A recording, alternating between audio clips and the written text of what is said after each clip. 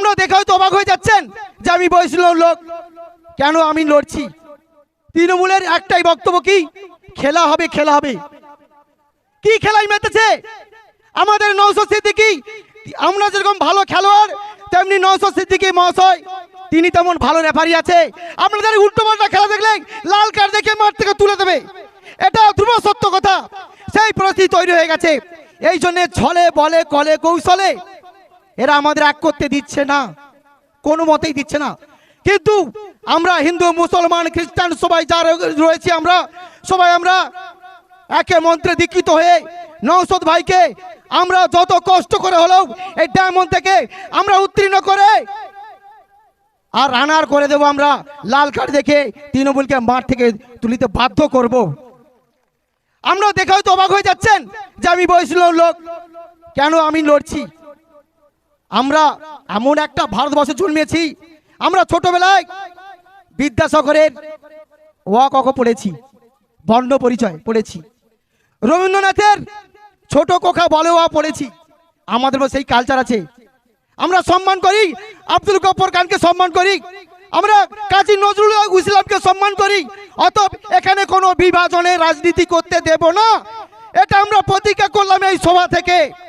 বর্তমান পশ্চিমবঙ্গের যা পরিবেশ পরিস্থিতি হয়েছে, তাতে করে আমরা জর্জরিত।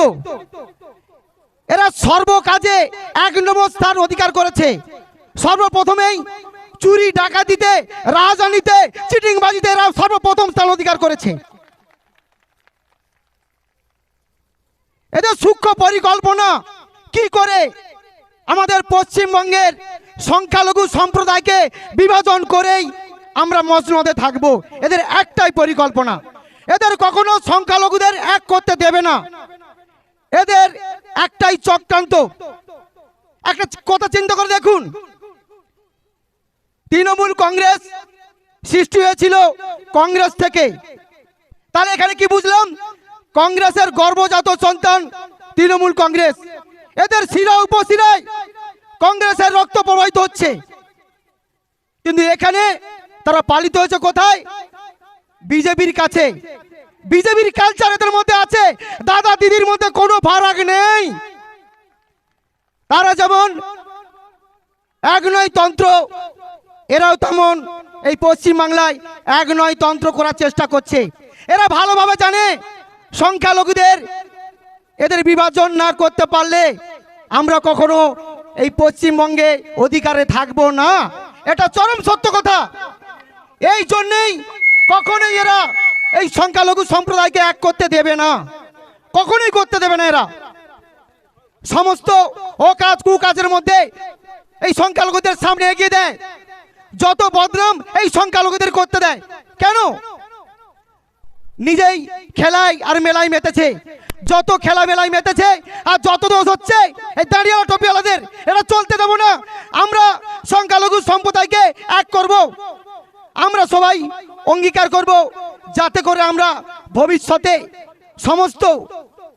সমস্ত মানুষকে এক করে আমরা এই নওশাদ ভাইকে আমরা আমাদের ক্ষমতা তাদের তুলে দেবো। তারা আমাদের ভালো মন্দ বুঝবে। প্রশাসন হচ্ছে, পুলিশ হচ্ছে আমাদের বন্ধু, আমাদেরই পরিবারের তারা একজন, আমাদের পরিবারের বাইরে নয়। কিন্তু সত্যিকারের কথা আমি দেখি, খারাপ লাগে, শাসক কি বিরোধী সবাই কিন্তু পুলিশের বললাম ছাড়া নাম করতে শুনতে পাই না।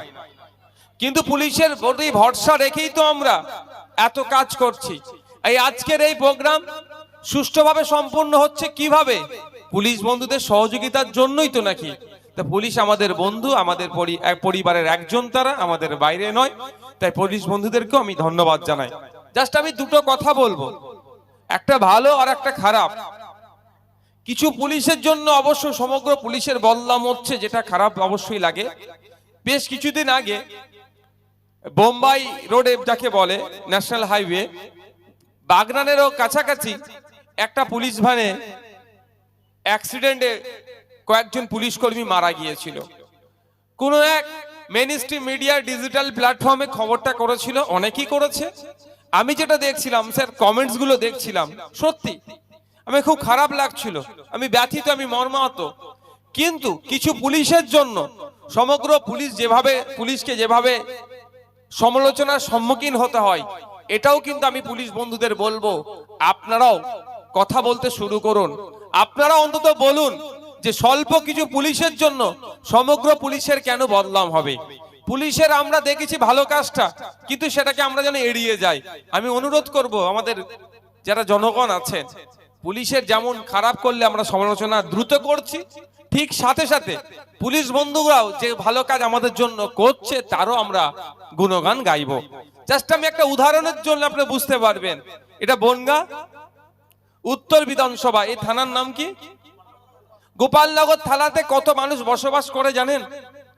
খোঁজ নিলে দেখা যাবে প্রায় 1.5 থেকে 2 লাখ মানুষ বসবাস করে। তো 1.5 থেকে 2 লাখ মানুষ বসবাস করছে। গত রাত্রে, যে রাত্রে আমরা পার করে আসলাম, সবাই নিশ্চিন্তে ঘুমিয়েছিলাম তো? যারা এখানে উপস্থিত আছেন সহ 1.5 থেকে 2 লক্ষ মানুষ সবাই নিশ্চিন্তে কেন ঘুমিয়েছিলাম? ওই গোপালনগর থানার 20টা কি 22টা পুলিশের প্রতি ভরসা করে। তো যদি 20-22টা পুলিশের উপরে ভরসা করে আমরা রাত্রে ঘুমাতে পারি, তাহলে তারা আমাদের শত্রু নয়, তারা আমাদের বন্ধু। বরঞ্চ আমাদের শত্রুদের হাত থেকে তারা প্রোটেক্ট করবে বলে ওই 20-22টা মানুষের প্রতি, পুলিশের প্রতি ভরসা করে আমরা ঘুমাতে পারছি। তাহলে তারা আমাদের শত্রু নয়, আমাদের বন্ধু। তাদের প্রতি আমাদের কনফিডেন্স রাখতে হবে, ভরসা রাখতে হবে। তো যেটা বলছিলাম, ওই বাগনানে যেটা দেখলাম, অ্যাক্সিডেন্টের পরে কমেন্টস গুলো দেখলাম, সবাই পুলিশের সমালোচনা করছে। অবশ্যই পুলিশের কিছু পুলিশের ভুলের জন্য সমস্ত পুলিশ আজকে সমালোচিত হচ্ছে, যেটা মোটেও কাম্য নয়। দ্বিতীয় একটা, বিধাননগর পুলিশ কমিশনারেটের আন্ডারে কোন পুলিশের কনস্টেবল, মহিলা লেডি কনস্টেবল, একজন বৃদ্ধাকে কোলে নিয়ে দ্রুত কাছাকাছি যে স্বাস্থ্য কেন্দ্র আছে সেখানে পৌঁছে দিচ্ছিল। এটাও একটা ভালো পুলিশের দিক। সেটাতে গিয়ে আমি দেখতে পেলাম না, বা খুব বেশি কমেন্টসও সেখানে দেখতে পেলাম না। মানে এইভাবে যদি চলে, তাহলে পুলিশ আমাদের হয়ে মোটিভেট কিভাবে হবে, বা আমাদের হয়ে বেশি কাজ করবে কি করে? যদিও আমরা যতই গালাগালি করি না কেন, যতই সমালোচনা করি না কেন, পুলিশকে পুলিশের ডিউটি পালন করতে হবে, সেটাই তাদের কাছ থেকে আমরা আশা করি। কিন্তু আমরা হিউম্যান বিং হিসাবে আমরা চাইবো, বা পুলিশও চাই সবসময় তার ভালো কাজটা অন্তত রিকগনাইজ করা। তো আপনাদের কাছে অনুরোধ করবো, ভালোটাকে ভালো, ভালো খারাপটাকে খারাপ আমাদেরকে বলতে হবে। আজকে আমরা রক্তদান শিবিরে যারা রক্ত দিয়েছেন, বা আমরা যারা রক্ত দিই, অনেকে বলে আমরা রক্ত দিই প্রাণ বাঁচে, অবশ্যই স্বীকার করে নিচ্ছি। রক্তের মাধ্যমে, রক্তদানের মাধ্যমে যেমন সম্প্রীতির বার্তা যায়, ঐক্যের বার্তা যায়, সৌহার্দ্যের পরিবেশ গড়ে ওঠে। রক্তদানের মাধ্যমে যেমন মুমূর্ষু রোগীর চিকিৎসা হয়, রক্তদানের মাধ্যমে যেমন থ্যালাসেমিয়া রোগী যাদের প্রায় রক্তের প্রয়োজন হয়, কিছুটা হলেও ঘাটতি মেটে। ঠিক একইভাবে মেডিকেল সায়েন্স বলছে, কোনো পুরুষ যদি প্রতি 90 দিন ছাড়া, কোনো মহিলা যদি প্রতি 100 দিন, 120 দিন ছাড়া রক্তদান করে, তার স্বাস্থ্য ভালো থাকে। কেমন স্বাস্থ্য ভালো থাকে? আমরা জানি পৃথিবীর 5টা ভয়ঙ্কর রোগের মধ্যে অন্যতম একটা ভয়ঙ্কর রোগ হচ্ছে ক্যান্সারের রোগ। তার সাথে সাথে আরেকটা ভয়ঙ্কর রোগ হচ্ছে স্ট্রোক। এখন হচ্ছে গ্রামে গঞ্জে ছড়িয়ে পড়ছে। এখন যুবক, বৃদ্ধ, মধ্যবয়স্ক বলে আর কিছু থাকছে না। ক্যান্সার রোগের আক্রান্ত বাচ্চারা হচ্ছে, বড়রাও হচ্ছে। ঠিক একইভাবে স্ট্রোকেও কিন্তু অনেকে মারা যাচ্ছে, বা শারীরিকভাবে আর সক্ষম থাকছে না। মেডিকেল সায়েন্স বলছে এই দুটো ভয়ঙ্কর রোগ থেকে যদি মুক্তি পেতে চান, তাহলে পুরুষদের জন্য প্রতি 90 দিন ছাড়া ছাড়া রক্তদান করবেন, এবং মহিলাদের ক্ষেত্রে প্রতি 120 দিন ছাড়া ছাড়া রক্তদান করবেন। আমি আপনাদের কাছে অনুরোধ করব, রক্তদানের মাধ্যমে যেমন সৌজন্যের বার্তা ছড়ায়, অন্যের জীবন বাঁচতে পারে, ঠিক একইভাবে রক্তদানের মাধ্যমেও আপনারও স্বাস্থ্য ভালো থাকে। আপনারা দেখেছেন একটা সময় ছিল ক্যান্সার রোগীর সংখ্যা খুবই কম, হয়তো বিধানসভা খুঁজলে একটা আধটা পাওয়া যেত। এখন খুঁজলে দেখতে পাবেন পাড়াতে পাড়াতে মহল্লার মধ্যে ঢুকে গিয়েছে। এ রোগ ছড়িয়ে পড়ছে। এ রোগের হাত থেকে বাঁচার জন্য যে পলিসি আছে, তার মধ্যে অন্যতম কিন্তু প্রতি 90 দিন ছাড়া যদি পুরুষেরা রক্ত দেয়, তাহলে এই রোগ থেকে সে বাঁচতে পারে। আমরা স্ট্রোকের দেখেছি, স্ট্রোকে অনেকে আক্রান্ত হচ্ছে, অনেকে মারা যাচ্ছে, কিন্তু যারা বেঁচে থাকছে, যে বেঁচে থাকার 70% মানুষ শারীরিকভাবে আর সক্ষম থাকছে না। কাজকর্ম করে খাওয়ার আর যে জায়গা থাকছে না, সে শারীরিকভাবে দুর্বল হয়ে যাচ্ছে। এর থেকেও যদি আপনারা পরিত্রাণ পেতে চান, এর থেকেও যদি বেঁচে থাকতে চান, তাহলে আপনার আমার কাজ কি হবে, যে প্রতি 90 দিন ছাড়া পুরুষের জন্য, মহিলাদের জন্য প্রতি 120 দিন ছাড়া আপনারা নিয়মিত রক্তদান করবেন। আর একটা সাথে বলে রাখি, এই রক্তদান শিবির করতে গেলেও শাসকের পক্ষ থেকে একটা নোংরামি হচ্ছে। এই রক্তদানেরও ওরা হয়ে যাচ্ছে। রক্তদান শিবির যদি বিরোধিতা করে, তার বিরোধিতা করার জন্য শাসক সর্বোচ্চ চেষ্টা করছে। কিন্তু আমি ভেবে পাচ্ছি না, আজকে যারা রক্তদান শিবিরের বিরোধিতা করছে, তাদের যদি কোনো সময় রক্তের প্রয়োজন হয়, তারা কি ব্লাড ব্যাংকে গিয়ে বলবে যে আমি তৃণমূল করি, আমাকে তৃণমূলেরই শুধু রক্ত দেবে? তারা কথা বলবে না, বা কথাও বলবে না যে আমি তৃণমূল করি, আইএসএফ এর রক্ত আমার লাগবে না, এ কথা তারা বলবে না। তারা ব্লাড ব্যাংকে গিয়ে কি বলবে, যে আমাকে অমুক গ্রুপের রক্ত দাও, আমি বা আমার পরিবারের লোক কেউ বিপদে আছে, বিপদ মুক্ত হবে রক্ত নিয়ে। কিন্তু দুঃখের বিষয়, যখন রক্তদান শিবির করা হচ্ছে, আমাদের মতো আইএসএফ এর পক্ষ থেকে বা বিরোধী দলের পক্ষ থেকে শাসক কৌশলে সেটাকে বন্ধ করার সব রকম চেষ্টা চালাচ্ছে, যেটাকে আমরা ধিক্কার নিন্দা জানাচ্ছি।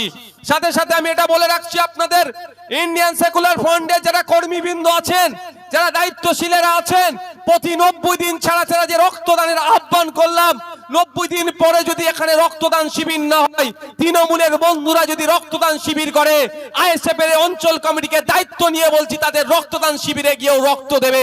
কারণ রক্তের জাত ধর্ম বর্ণ যেমন হয় না, রক্তের রাজনৈতিক রঙও আমরা লাগাতে দেব না। ওরা ডিস্টার্ব করতে পারে, তৃণমূল কংগ্রেস ডিস্টার্ব করতে পারে, কিন্তু আমরা করব না। আমরা চাই রক্তের মাধ্যমে মানুষের প্রাণ বাঁচুক। তাই সমস্ত যারা সংখ্যালঘু সম্প্রদায় যারা এসেছেন, মা ও বোনেরা যারা এসেছেন, আপনাদের কাছে আপনাদের যাতে এক হন, আপনারা, দাদা এসে গেছে, আমি বেশি কিছু বলবো না। আইএসএফ জিন্দাবাদ, আইএসএফ জিন্দাবাদ, নওশাদ সিদ্দিকী জিন্দাবাদ, নওশাদ সিদ্দিকী জিন্দাবাদ। আমাদের সংগ্রাম, আমাদের সংগ্রাম, নওশাদ সিদ্দিকী সংগ্রাম, নওশাদ সিদ্দিকী সংগ্রাম, ছোট ভাইয়ের সংগ্রাম, নওশাদ সিদ্দিকী সংগ্রাম, আইএসএফ সংগ্রাম, আইএসএফ এর সংগ্রাম, বড় ভাইয়ের সংগ্রাম, খেটে মানুষের সংগ্রাম, ছাত্র যুব সংগ্রাম, মা বোনেদের সংগ্রাম, ভাইজানের সংগ্রাম, আইএসএফ এর সংগ্রাম, আইএসএফ এর সংগ্রাম, নওশাদ সিদ্দিকী সংগ্রাম। ধন্যবাদ। আমাদের যে সমস্ত আইএসএফ এর সৈনিকবৃন্দ আমাদের এই মিটিংয়ে দেখতে এসেছেন, মিটিং শুনতে এসেছেন, আপনাদেরকে বলবো আপনারা মঞ্চের বাম দিকটা ফাঁকা করবেন। মঞ্চের বাম দিকটা ফাঁকা করে আপনারা আপনাদের নির্দিষ্ট আসনে চলে যান। আমি মঞ্চের বাম দিকে যারা আছেন, যে সমস্ত আমাদের